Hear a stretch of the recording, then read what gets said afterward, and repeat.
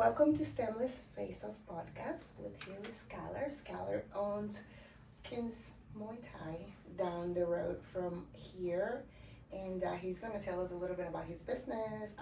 This is his second time here with us. So if you guys missed the previous podcast, he'll just going to give you like a brief introduction of where he's grew up and stuff, and then we'll move on to the questions. Yeah. I think it was like, how long ago was that? A year and a half ago. See, I knew it. I knew it was over a year. Yeah. All right, so for those of you that don't know, my name's Skyler Gunnoe. I am the head coach and owner of King's Muay Thai.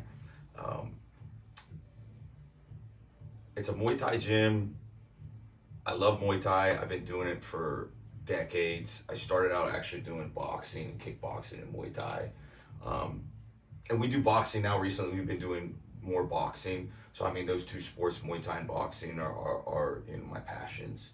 But I got into the sport in 2005, and I've been training, competed a little bit, and then started running my own gym in 2014.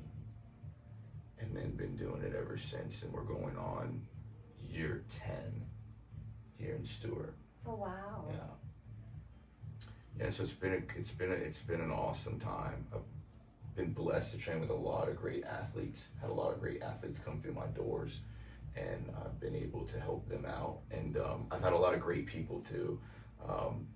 That's one thing about the gym that I like the most is just training the person that doesn't necessarily want to compete, but they just want to change their life. They want to get they want to Like trying to get a new set of skills. Yeah, they want to acquire some skills and set some goals, and I enjoy helping them out with that. Like, my view, it doesn't matter if that person's coming in to lose weight or they're coming in to try to win a world title. I treat them the same with that goal. Like, no goal is more important than the other. So I really enjoy helping just people that want to learn how to fight, want to get in shape. I really, really enjoy doing that. So as much as I love training fighters, I really love just training, people that want to train for whether it's recreational, self-defense, or fitness. And what are the ages? We start at 5. Oh my 5 God. years old. We go from 5, and then there's really no cap. Like, what I do at my gym, if you come in with a limiting ability or an injury, what I do is I'll alter the workout. So if they say your knee or your hip is bothering, you can't use it, or you've had surgery, or whatever the case may be, you have something that's limiting you to where you can't throw kicks or knees or whatever, what we'll do is we'll alter that for you so you can still train even though you can't do some of those movements. Because it's been a big issue that I've heard from people coming in. Like, I'd love to do Muay Thai, but my hips and my knees are toast and I can't throw kicks or anything like that. And instead of me saying, well, oh, sorry, I wish I could help you. What I tell them is, like, that's okay. Like, there's plenty of other things we can do. We can do a lot more with, like, punches and elbows. So, and then also too, figuring out what hurts about your hip. Maybe we can help you out with that to get you to where it doesn't hurt as bad. So it's, with me, like, I always want to find a way. So it's individually tailored, more or less. Yeah, so we do group classes, but if somebody comes to me, like, say for example today we're in one of the classes, like a bag work class we're doing, somebody comes up to me and says, hey coach, I can't throw a kick because I injured my right hip. That's cool, we'll do this instead. Instead of me being like, well, you can't do the class then if you can't throw the kicks, because we're throwing kicks today. I don't like that. I just like to get people in the door and training. Mm-hmm. So that's one thing that makes us unique, is that we accommodate everybody, That's awesome. Anybody, any ages, any type of level of skills, they can start like zero knowledge up to very knowledgeable at your gym. So we start at 5. There's no age cap. But as far as skill levels. Okay, so are you like asking like So if a competing. professional fighter comes into your gym, he can train there. Or if I go there and I have zero experience, I can also absolutely, absolutely. We don't. There's no limiting. We're not like that's another misconception. People think we're a fighters gym, only fighters. You know, just fighters are. You know, which we do have a lot of fighters, and I'm blessed to have a lot of fighters. And we do train hard. But anybody can do the classes. You don't have to be a fighter. You don't have to be in really, really good shape. You don't have to be athletic. Anybody can do the program. Anybody can be a member of the gym. Now, if you are a fighter or you want to be a fighter, I'm gonna hold you to a higher level. Right.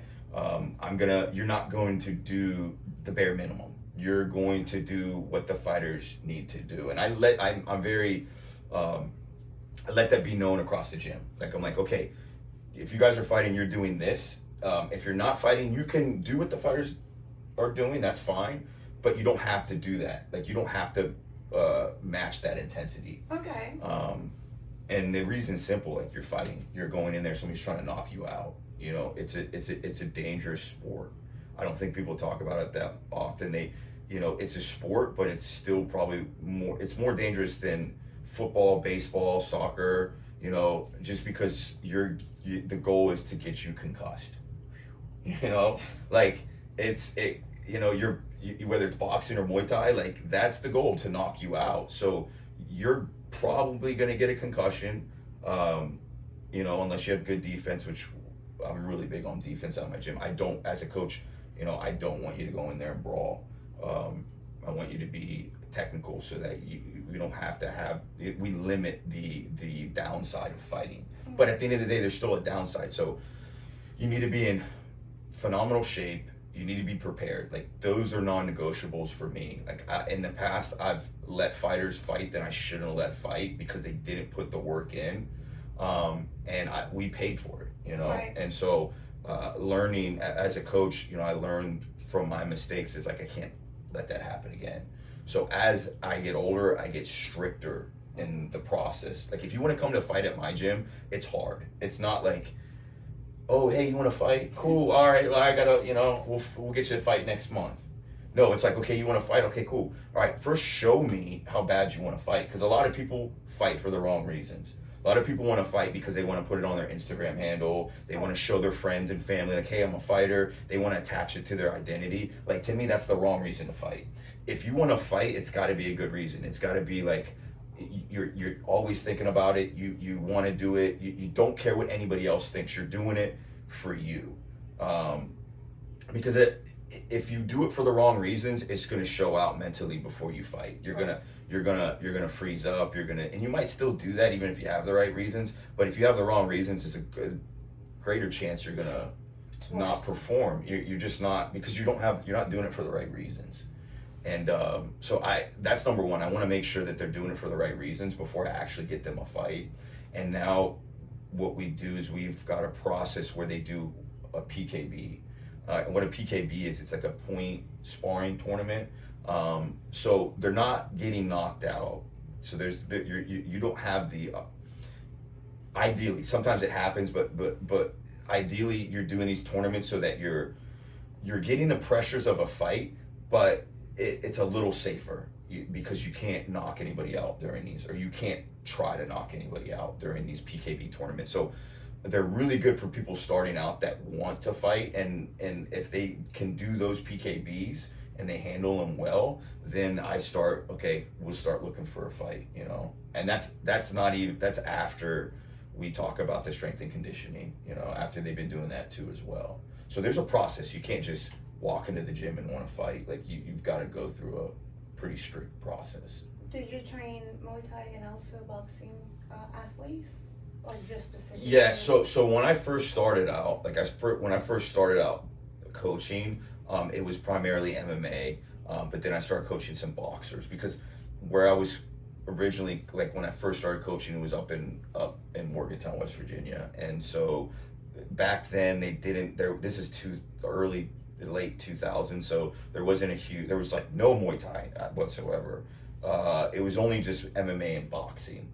So I spent a lot of time training boxers and MMA athletes. And then when I got affiliated with Rufus Sport, which is a gym up in Milwaukee that trained Anthony Pettis, Tyrone Woodley, a bunch of high-level UFC fighters. My coach up there, Duke Rufus. That's really when I started kind of digging into Muay Thai. I'd always trained Muay Thai before, but I really started like focusing more on Muay Thai than the other striking and even MMA, the other sports. I was kind of like all in on Muay Thai at that point. You just fell in love with it. Yeah, well, I like the aspect of like it's you use your whole body, so you're not limited. You can use your elbows, your knees, your shins, your hands, and so I like that for just self-protection purposes, because in a street fight, you break your hand, you're kind of screwed if you're a boxer. Whereas if you hurt your hand, you can elbow. It's also got the clinch, which I think is super beneficial for self-defense, because usually fights end up usually in a clinch. They don't always go to the ground, but they usually always end up in some type of clinch. So being knowledgeable in the clinch will help you defense-wise, like it will help you in those situations. So that's another reason why I like it, and there's just a flow to it. I like boxing too. Like I would say boxing and Muay Thai I really like just the most out of all the striking sports. So you did MMA also? I used to, so I trained MMA, I fought, and then I trained MMA athletes in like the late 2000s, and then the early like 2000 up until like 2014, 15. But then after that, I kind of focused primarily on just striking at that point. That's pretty neat. Yeah. So you've always been in the mixed martial arts?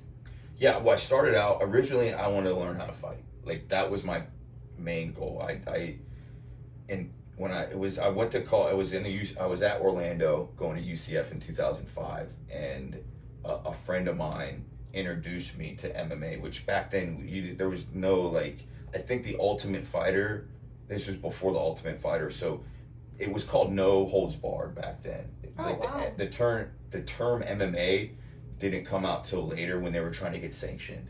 So back in the 90s, it was NHB or No Holds Barred cage fighting, and it was this, there was a lot of negative stigmas attached to it. It was like this brutal sport.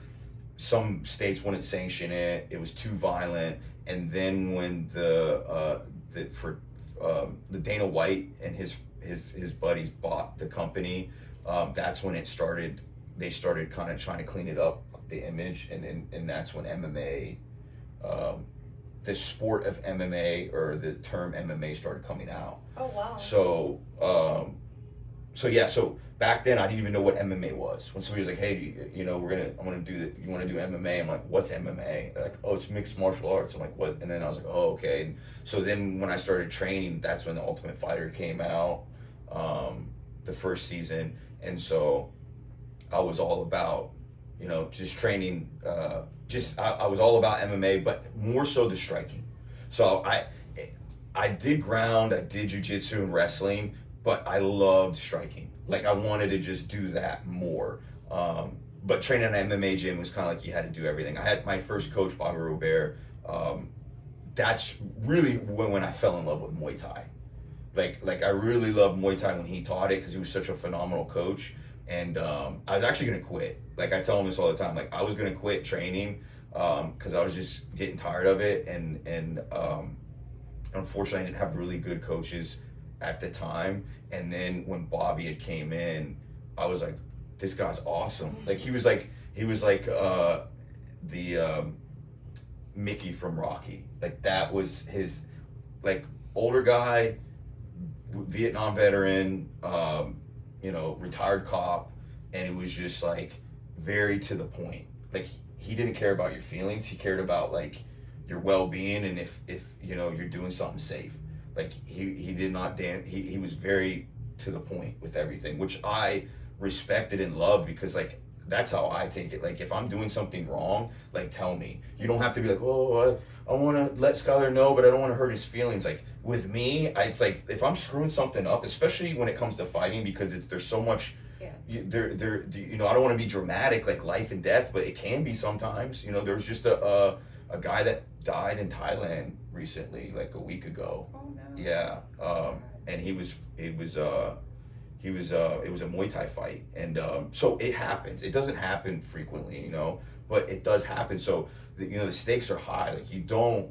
To me, you don't have to be a dickhead when you train and talk to people, right? But you do need to be stern with what you're saying, and you need to get the point across. And if you're like, well, I don't want to hurt their feelings, like, to me, I don't think that's a good coach. I think you need to be considerate, but also be like, hey, we got to be strict about this, because at the end of the day, the coach isn't getting in there and fighting, the fighter is. Mm-hmm. So if you're being a cheerleader and telling the fighter what they want to hear to make them like you, and some coaches do, then you're doing your fighter a disservice when they get in there, because they're the one that's going to be taking, you know, the hits, not you. So Bobby was very, you know, very hard in that way. You know, he cared, and that's one thing that he told me is like, a good coach cares. Correct. Good coach cares. Whether you think that coach is an asshole or not can be up for debate, but at the end of the day, if he cares and he's doing things that help you, it might not always come across like that. Mm-hmm. But you like, that's the point as a coach, is you got to care for your athlete, and sometimes that means telling them what they don't want to hear. Right. You know. So coming, like, Bobby was a huge reason why I continued in this sport, because I was training for like 2 years or 3 years, and like I kind of hit a wall, and then he came along, and that kind of reinvigorated my passion for the sport. And then training with Duke kind of got me more into like the technical, more intricacies of Muay Thai, and the culture, and so, you know, those two guys really helped out. But Bobby was probably the most important coach I've ever had. Would you say he's one of your inspirations? I would say he's my number one mentor. You know, I've had other great coaches. I've had other great Thai coaches, Sagat Petchyindee, and a few others, Manop, Crew Manop. I've had really great coaches and been blessed to be able to spend time with them in Thailand. But I would say Bobby would be my number one coach as far as mentor goes, because he was. If it wasn't for him, I probably wouldn't be doing this. I would have probably quit training. Maybe I would have came back to it, but it wouldn't have put me on the path that led to me eventually competing and then wanting to coach and open up my own gym. So what inspired you to coach after so many years of training and traveling to Thailand and having all these mentors? So it's funny because I think about this a lot, and I've always loved coaching. And in fact, like, I competed just so that I could be a better coach. Like, that was my why. Like, I was like, okay, I want to fight so that I have those experiences, so that I know what the guys are going through. Like, I'm not just walking out there and there's some coaches that have never competed, and it's, you know, I don't want to disrespect them, but for me, like, I think that it helps when you know, like, okay, I know what you're going through because I've been through that. Right. But like I said, it's not necessary. I don't think a coach needs to have fighting experience. I think if a coach cares and they're willing to sacrifice their time and energy to get better and do what's right for their fighter, not what's right for them or what they think's right for them, and they don't have an ego, I think they can be a phenomenal great coach. And there's some great coaches in Muay Thai and boxing and that haven't competed. But for me, like, I wanted to just get that experience in. And it wasn't a whole lot, but it was enough for me to know, okay, I know what you guys are going through. So I've always wanted to coach since the beginning. I don't know what it is. I love helping people out, and I get more joy out of teaching somebody something and them getting it and doing it than I did get joy out of me doing the thing right and then competing. Like, I didn't love competing. Like, that was one, and that's why I don't think I competed a lot, because I didn't like it. I actually didn't like fighting at all, but I knew I had to do these things. I had to get this experience. But I never had this like drop. Like, for a little bit I did, but for the most part, it was just more so I was doing it to be a better coach, to be more experienced. I always loved coaching more than I loved doing anything else. And That's awesome. think that's what drove me to my success, because coaching is hard and coaching sucks sometimes because you put a lot of energy into somebody, you pour your heart into them, and then sometimes they turn around and leave, or they stab you in the back, or I don't know of a coach that hasn't had that situation happen. Yeah, it is heartbreaking. Coaches, like in Muay Thai, it's not like MMA. Like we don't get paid. We actually pay. Like, for example, I'm going out to Corner Fighter in LA the end of the month. Like, I have to pay my own plane flight over there. I have to take time out of the gym, so that means I have to hire more. Like, I have to pay more guys to run the gym while I'm not there. So and then you add the expensive food, but like all that's coming out of my pocket. And so you have to care and have a passion for this sport, or else you're gonna quit, because you're gonna be like, I'm losing money here. Right. So as a coach in Muay Thai, you've got to really want to be a coach. You've got to really want it, because you got to, if you're coming out of pocket financially, your time and energy, it may not be reciprocated back to you. You might spend a lot of time on an athlete, and you might not even get a thank you from them. That happens. Like, but it's part of the game. I just I've learned over time that I'm gonna reciprocate energy to people that deserve it.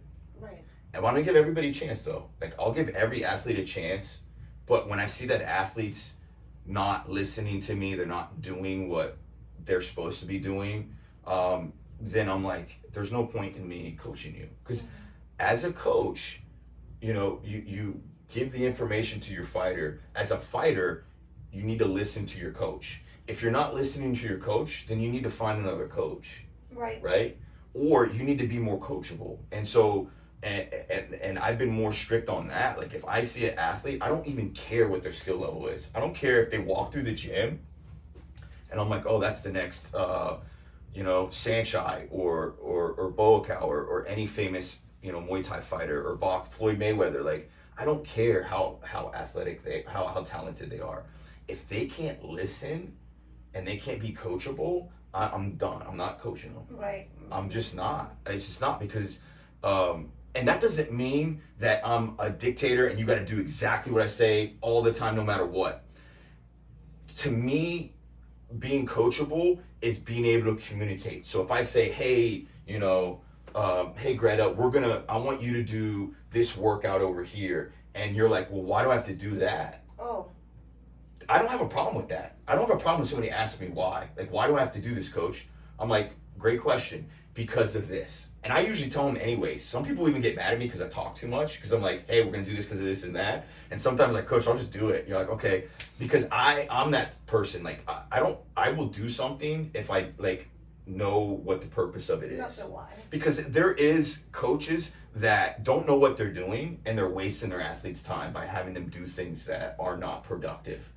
Just because they want to be like, I'm the coach and you got to do what I got to, yeah, like, listen, as a coach, you do have a responsibility to do the right thing by your athlete. Like, yes, they need to listen to you, but you as a coach need to be making sure that they're doing the right things. Like, you can't just be training, and this applies to all coaching. Like, you can't just be running them into the ground just because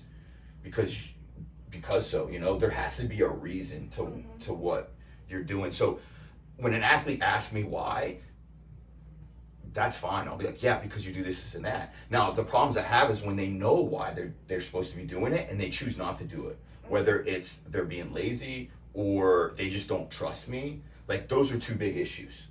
Number one, if you're lazy, then like this is not gonna end well for you when you get into the ring, because talent will bring you, a certain way, but you're gonna reach a point where your opponent's just as talented as you. But if they're working harder than you, then you're done. You're getting cooked. And so that's, that cannot be in your DNA if you're a fighter. And then the second part coachability, you know, not listening because you don't trust me, well then there's no point for me being there. Right. There's no point for me, like I'm not here to be your cheerleader and hold your ice bucket. That's not what I'm here for. I'm here to help you get the win. That's it. And, you know, and I don't care if it's, maybe we're doing something and you want to do it this way and it's working out for you this way, fine, that's cool. Like I don't get into my ego and be like, oh, you have to do it Skyler's way. No, like if you feel like there's a different, better way, then we can do that. Now, if we're doing that different way and it's not better, I'm gonna let you know right away. Like, no, we're not doing this now. Yeah, you think it's gonna be better, but the results, the data is not showing me that it's better. And I'm a very data-driven coach. I don't do things on my own theories. I do things like, does it work? Does it not work? So I'm constantly testing out new things, constantly doing things, and being like, okay, this works, we're gonna keep it, and then we might do this, and I'll be like, you know, it's not, we're not getting the returns from this activity, we're gonna do something else. And I think that's important too as a coach, because a lot of coaches, especially coaches that were fighters, they have a way of doing things that work for them, and they just teach that way. And I'm not saying that's wrong, because that might work for you too. Like if you have a similar body type or fighting style, then that coach is going to be super beneficial to you, you know? Whereas with me, I figure out, okay, what works best for you, and let's work off that, you know? And then sometimes I might look at a fighter that likes to fight a certain way, but their body type might be suited for something else.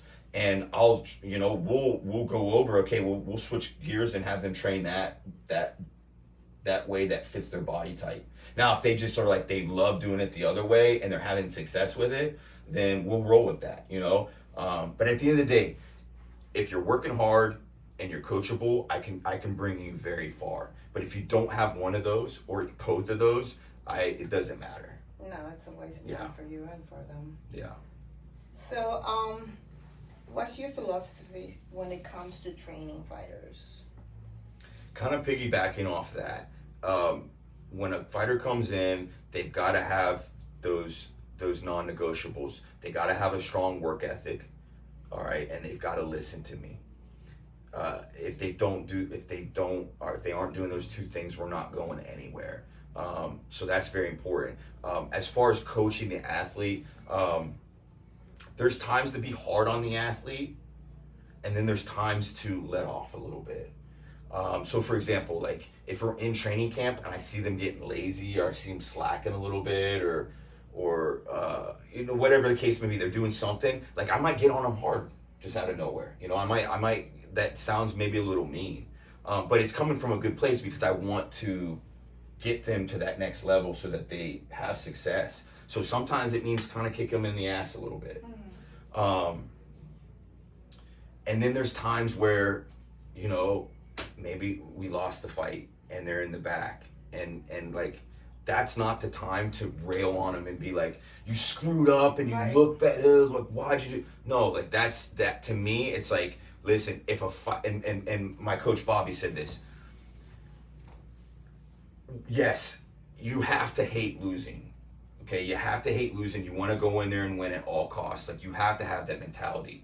But at the end of the day, if you've done everything physically human possible in that fight to try to get that win, and it just didn't go our way, that's all I can ask from you. Like, I'm never going to be upset about that. Right. What gets me upset is when we lose fights that we should have won because we did things wrong before the fight.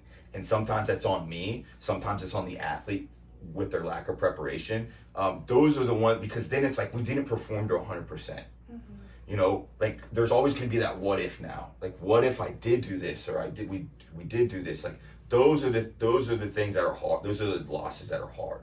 But the losses that come because we did everything we could and we just made it like an error here or there. Like, you learn from them. You know, you let them sting. That's important too. Like, I don't like the mentality of like, well, you know, you either win or you learn. Like, yes, to an extent, but also too, there is some goodness in having that loss, because that loss is going to motivate you even more, right, than anything else, and it's going to level you up if you take advantage of that. So that's important too. But at the end of the day, if you put your heart into it and you do everything you can, that's all I can ask from you. So that's an important philosophy too as a coach going into there, is getting in your athlete's head and letting them know like that's the end goal, so that they don't put unnecessary pressure on their psyche going into the fight. Right. Because a lot of times people will go in there not wanting to lose, and they'll hesitate.